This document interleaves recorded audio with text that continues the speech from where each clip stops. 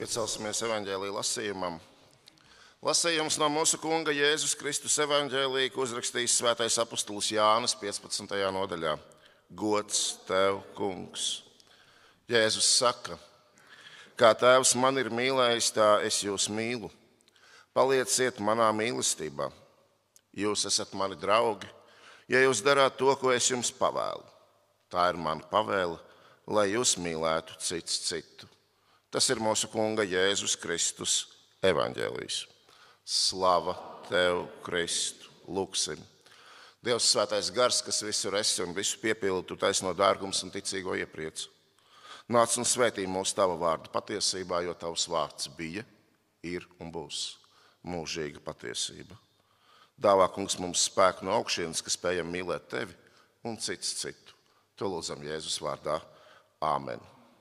Droši apsēdīsimies. Šodien ir Latvijas valsts 107. dzimšanas diena.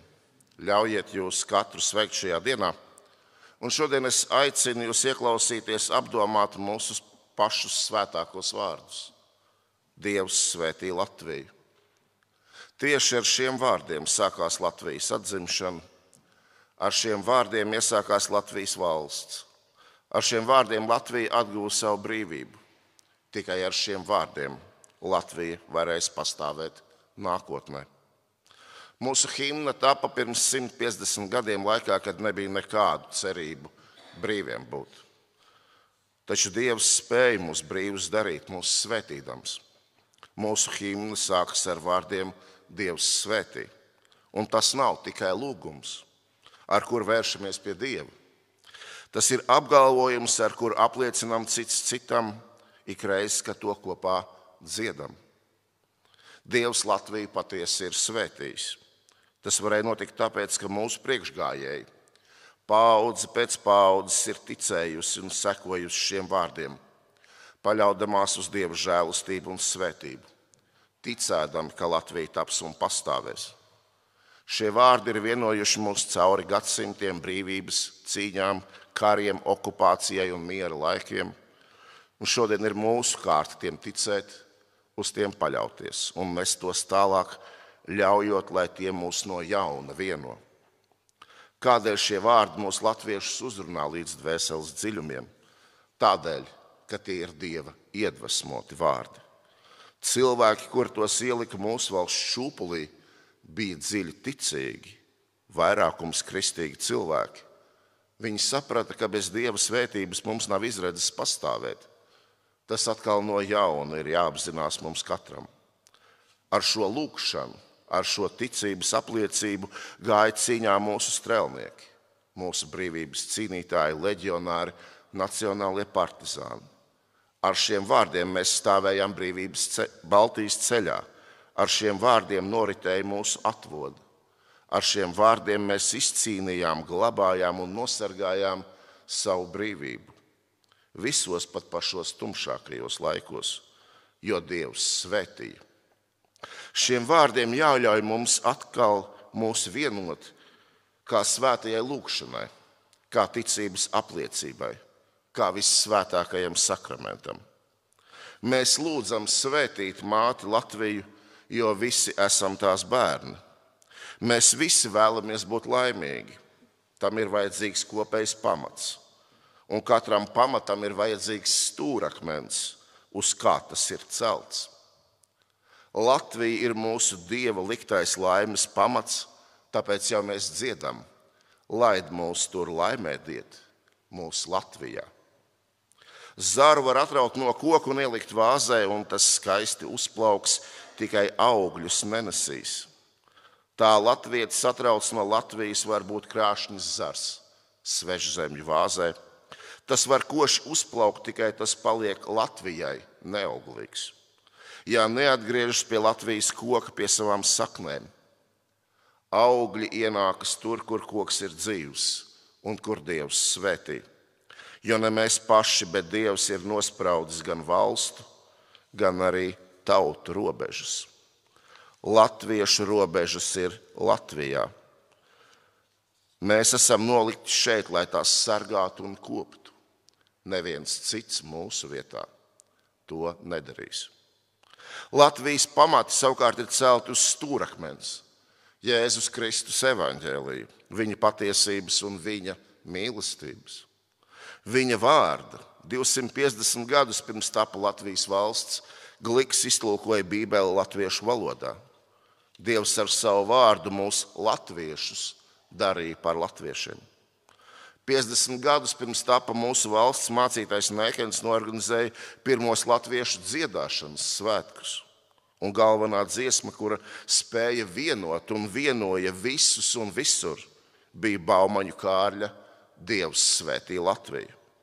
Ja atmetīsim stūrakmeni, uz kur ir būvēti nācijas pamati, valsts sabruks.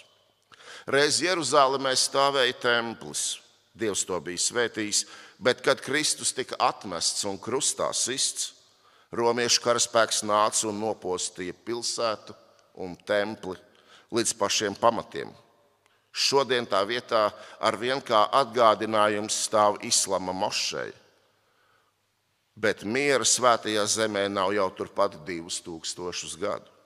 Tas pats var notikt Latvijā, ja mēs atmetam pamatu, uz kuru līdz šim esam stāvējuši, aizstādami to ar jebko citu, lai cik vilinoši tas mums nešķistu. Tāpēc sadzirdēsim katrs, kam ir svēti šie vārdi: Dievs svētī Latviju. Latvija nav un nevar būt tavas laimes sasniegšanas instruments. Latvija nevar būt tavas laimes sasniegšanas instruments, bet vienīgi pamats, uz kura stāvot tu vari būvēt savu laimi, kopā uzturot svētu to, ko Dievs gadsimtiem veidojis un mums pirms 107 gadiem uzticējis. Neviens cits mūsu vietā to nebūvēs. Un to mēs spēsim tikai tad, ja mēs Latvijas pilsoņi topam atkal vienoti. Gan tie, kas dzīvojam šeit, gan citur plašajā pasaulē. Tautas un nevis politiķu vai partiju rokās ir Latvijas valsts liktenis. Mums ir vajadzīgi valsts vīri un valsts sievas, kuriem rūp nevis nākošās vēlēšanas un sava kabata, bet mūsu Dieva svētītā Latvija, tās valstiskums šodien, rīt un pēc 100 gadiem. Ir pienācis laiks pārstāt balsot par mazāko ļaunumu, izvēloties politiskās partijas, kuras mūs naido un šķeļ, cīnīdamās par varu, bet gan ievēlot cilvēkus, kuri mūs spēj vienot, kam varam uzticēt savu ģimeni, savu tautu un Latvijas valsti. Tā mēs atguvām brīvību, ievēlot parlamentu pirms 1990. gada 4. maija. Mēs ievēlējām cilvēkus, kuriem uzticējāmies, tos, kuri stāvēs līdz galam, cīnīsies un nebēgs apdraudējuma brīdī. Mēs nevaram savu laimi un Latviju veidot ceļot ap savām mājām žogus, tīksminoties burbuļos, ķengājoties, apsaukājoties un šķeļoties. Ja gribam palikt kopā, mēs nevaram savu laimi veidot uz citu nelaimes rēķina, paslēpjoties un novēršoties cits no cita. Ir laiks apsēsties pie viena galda un beidzot sākt sarunāties un dzirdēt citam citu, par pamatu ņemot to, ko Dievs ir svētījis. Mēs varam pastāvēt tikai tad, ja mēs patiesi esam gatavi mīlēt cits citu, iestājoties un cīnoties cits par citu. Ja lūkosimies tikai katrs uz sevi, tad viss, kas mums ir dots vienā acu mirklī, var zust. Tad iespējams būs par vēlu saprast, ka nošķirt dzīvot mēs varam, tikai izdzīvot un augt nevarēsim. Latvieši var pastāvēt tikai vienā veidā, kā vienota tauta un valsts Latvijā, vai nepastāvēt vispār. Vārdi Dievs svētī Latviju ir mūsu paši dārgākie vārdi. To priekšā ir jānoliek malā visas nesaskaņas un egoistiskās intereses. Tieši uz to Kristus mīlestībā mūs aicina, pavēlēdams mīlēt citam citu. Mīlot savu tuvāko kā sevi pašu. Mūsu aicinājums ir patiesībā un mīlestībā ieraudzīt, cik vajadzīgi mēs esam viens otram, tieši tādi, kādi mēs esam.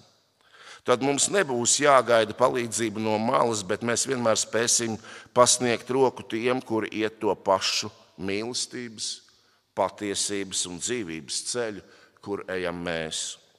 Mēs esam vajadzīgi cits citam Latvijas dēļ. Paļausimies, ka Kristum ir pa spēkam savā mīlestībā nolīdzināt mūsu līdzšinējos ievainojumus, brūces un nesaskaņas. Ja to nedarīsim, cita iespēja mums var arī netikt dota. Un ja mēs vēlamies, un mēs to lūgsim, tad viņš svētīs.